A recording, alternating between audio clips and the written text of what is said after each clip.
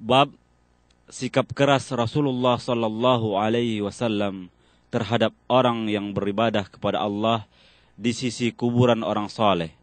Maka bagaimanakah jika orang saleh itu disembah? Diriwayatkan dalam Sahih Al-Bukhari dan Muslim dari Aisyah bahwa Ummu Salamah menceritakan kepada Rasulullah sallallahu alaihi wasallam tentang gereja dengan rupaka-rupaka yang ada di dalamnya yang dilihatnya di negeri Habasyah, Ethiopia.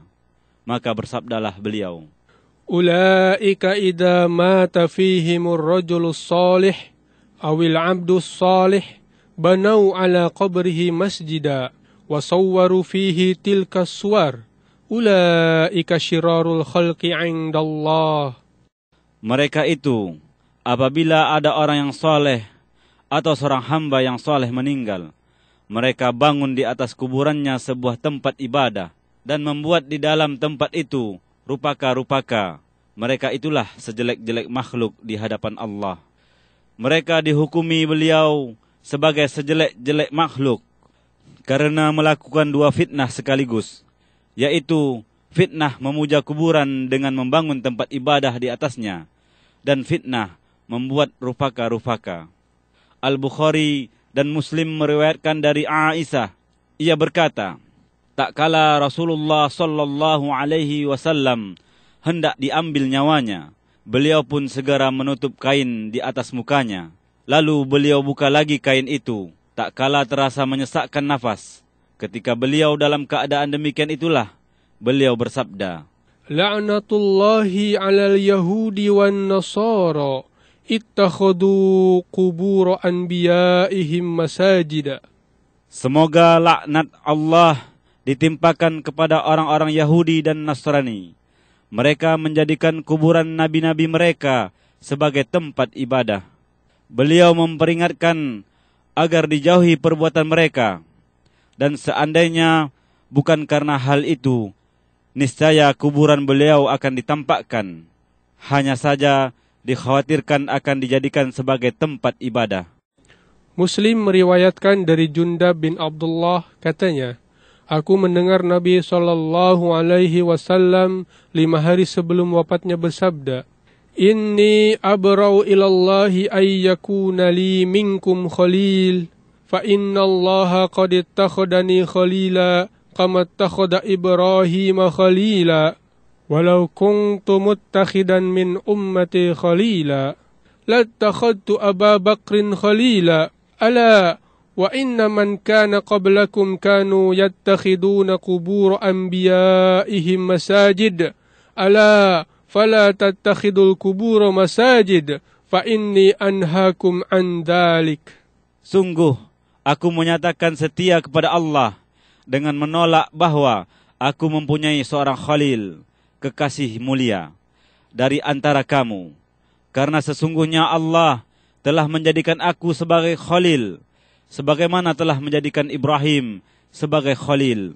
Seandainya aku menjadikan seorang khalil dari antara umatku, niscaya aku akan menjadikan Abu Bakar sebagai khalil. Dan ketahuilah bahwa sesungguhnya umat-umat sebelum kamu telah menjadikan kuburan nabi-nabi mereka sebagai tempat ibadah. Tetapi janganlah kamu sekalian menjadikan kuburan sebagai tempat ibadah, karena aku benar-benar melarang kamu perbuatan itu.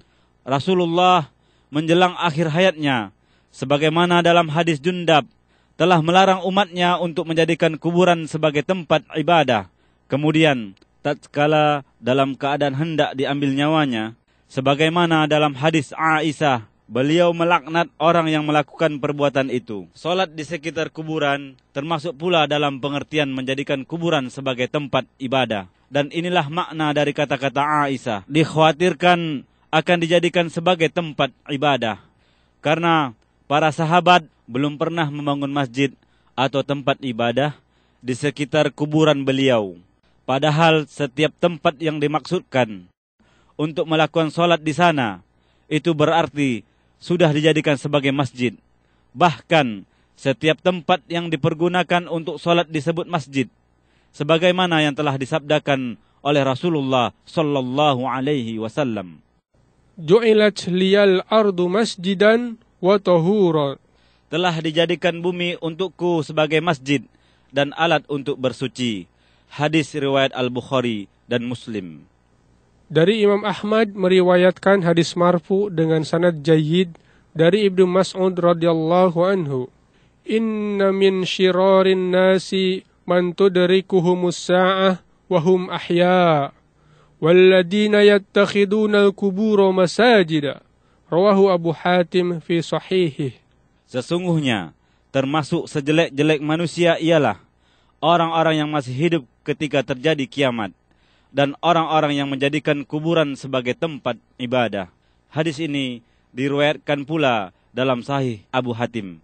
Kandungan bab ini, yang pertama, dinyatakan Rasulullah sallallahu alaihi wasallam bahwa orang yang membangun tempat untuk beribadah kepada Allah di sisi kuburan orang soleh termasuk sejelek-jelek makhluk di hadapan Allah, sekalipun baik niatnya. Yang kedua, dilarang dan diperingatkan dengan keras adanya rupaka-rupaka di dalam tempat ibadah.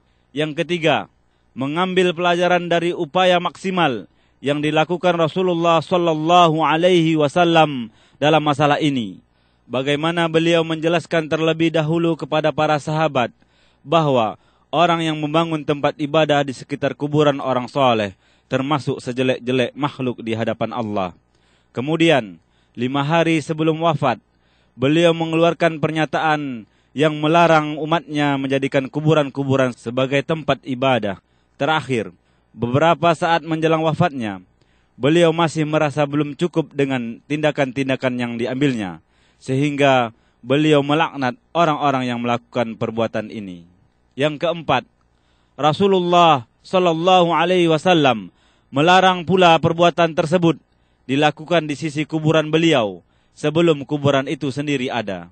Yang kelima, menjadikan kuburan nabi-nabi sebagai tempat ibadah merupakan tradisi orang-orang Yahudi dan Nasrani. Yang keenam, Rasulullah sallallahu alaihi wasallam melaknat mereka karena perbuatan mereka ini. Yang ketujuh, beliau melaknat orang-orang Yahudi dan Nasrani dengan perbuatan mereka itu dimaksudkan untuk memperingatkan kita agar menghindari perbuatan semacam ini terhadap kuburan beliau. Yang kedelapan, alasan tidak ditampakkannya kuburan beliau karena dikhawatirkan akan dijadikan sebagai tempat ibadah. Yang kesembilan, pengertian menjadikan kuburan sebagai tempat ibadah ialah melakukan suatu ibadah seperti salat di sisi kuburan sekalipun tidak dibangun di atasnya sebuah tempat ibadah. Yang ke-11, khutbah yang disampaikan oleh Rasulullah sallallahu alaihi wasallam pada waktu 5 hari sebelum wafat mengandung bantahan terhadap kedua kelompok yang mereka itu adalah ahli bid'ah yang paling jelek. Bahkan sebagian kalangan ulama menyatakan bahwa mereka di luar 72 golongan dalam umat Islam, yaitu Rafidah dan Jahmiyah. Dan karena Rafidah lah terjadi kemusyrikan dan penyembahan kuburan, serta merekalah yang pertama kali membangun masjid di atas kuburan. Yang ke-12, Rasulullah sallallahu alaihi wasallam adalah manusia biasa, merasakan beratnya sakaratul maut. Yang ke-13, beliau dimuliakan Allah dengan diangkatnya sebagai Khalil, sebagaimana Nabi Ibrahim. Yang ke-14, dinyatakan bahwa Khalil lebih tinggi tingkatannya daripada Habib atau kekasih.